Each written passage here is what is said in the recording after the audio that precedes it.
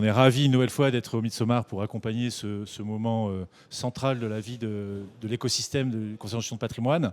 Donc la Française, une nouvelle fois, est associée à la CNCGP. Et effectivement, tu as raison, sur l'immobilier, on est enfin, je dirais, dans un moment de cycle où, à défaut d'une reprise qu'on voit poindre sur le bout de son nez, en tous les cas, une stabilisation certaine qui s'opère. Tu as raison de le souligner. Pour les partenaires, c'est important de partager cette idée qu'aujourd'hui, les flux de capitaux commencent à revenir sur cette classe d'actifs, notamment porté par la baisse des taux, qui est un signal quand même très puissant. Donc je ne vais pas revenir sur l'éternel sujet de la prime de risque, mais c'est un sujet central. Par contre, ce qu'on voit depuis quelques temps, c'est qu'il y a une réallocation un peu différente que celle qu'on a pu connaître dans le cycle précédent, qui était très surexposée à l'immobilier de bureau, comme tu le sais.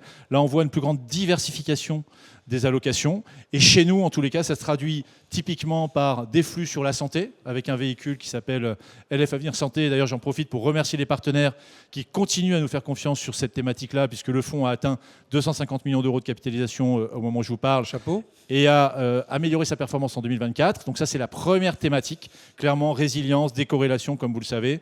Et on est au rendez-vous de ce point de vue-là. Et puis, l'autre thématique qu'on joue, c'est la thématique logistique, locaux d'activité, au travers d'un fonds qui s'appelle LF Opportunité Immo, qui, lui, va capter les méga tendances de la consommation et du e-commerce. Donc clairement, tout ce qu'on a appelé réindustrialisation s'incarne dans le fonds LF Opportunité Immo, qui lui a pour particularité de livrer une performance autour de 5,7% de TD et d'ouvrir progressivement son allocation à l'Europe. Donc on pense que ça peut répondre aux besoins des clients de nos partenaires pour aller chercher un rendement attractif dans le contexte actuel.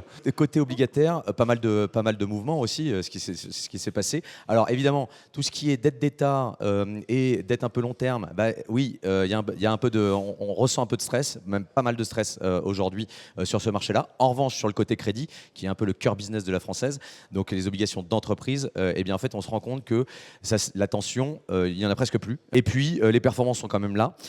Et aujourd'hui, toujours high yield, plutôt la politique. Effectivement, chez vous, plutôt high yield.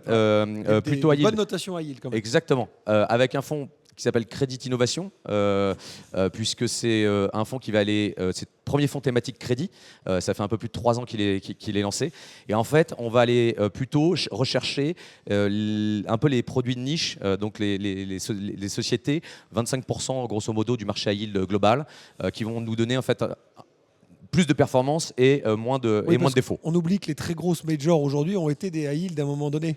Absolument. L'idée, c'est d'aller chercher effectivement les sociétés investment grade de demain.